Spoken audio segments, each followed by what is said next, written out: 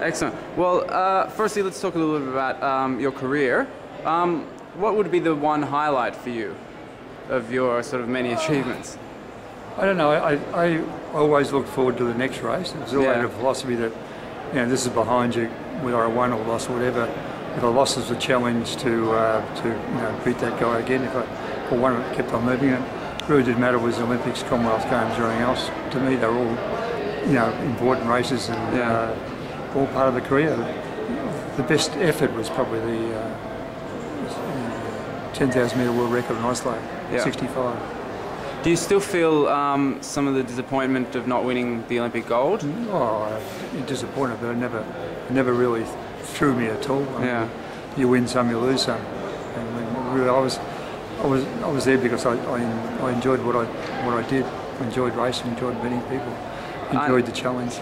I know that I read that Zatopek gave you one of his medals, because he felt that you'd definitely earned it. Do you still have that medal? I still got it. It's actually at the on show in the Gold Coast Hall of Fame, so people can come and see it. What did that mean to you, coming from him, such a great runner? It was a special gesture from him, from Emil. He was he was a great man. It was his memory of Emil, and he was a phenomenal runner, but a great personality as well. Yeah. I mean, people like Jim Ryan and Billy Mills, Johnny Landy, they've got something about their personality which is always interesting to talk to. Mohammed Ghamidi and all those guys that I raced against was very interesting. Who out of that crowd did you look up to as a young runner? I wanted to play football, so runners didn't worry me. But I suppose when I started to run here, John Landy obviously was the hero that we all, of us all, But mainly because either way he went about it, he went to the front. And he put it down to everybody and challenged him. Can you tell us a little bit about that incident in the mile championships, the one that everyone talks about? Mainly it all started because John was the favourite. Everyone expected him to break the 4-minute mile for the first time in Australia, and so we all started waiting for John to go to the front. He didn't go to the front, so we sort of fuddled around for a couple of laps. A bloke called Robbie Morgan-Morris led. Then I took over to make it a bit faster because it was a bit muddling. And then I was just waiting for John all the time, and we were getting up to about lap to go when I switched out because I was going into a bend. I didn't want to get stymied in the bend because I knew everyone would start going for the finish soon. And I got tripped by Alec Henderson, who was running directly behind me, and he was our New South Wales rival. So I fell across the field. Alex fell onto the infield and trotted off with Plummer after him. He was another New South Wales.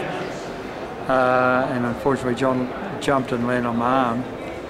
He didn't know where he landed, so he came back to see if I was all right. And I was getting up and moved. Lincoln was sort of rang wide and had to look back, so mucked the whole three of us up. And then John sort of suddenly realised I was getting up, and he was in a mile championship, so he took off after. What did he say to you? I don't think he said anything. He always said you were right, I think. And I said, I'm fine, mate, you go.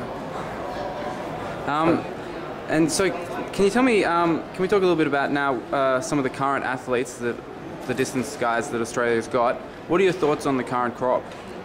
Well, obviously the best is Craig Mottram. We've been following Craig Mottram's career pretty closely for a long time.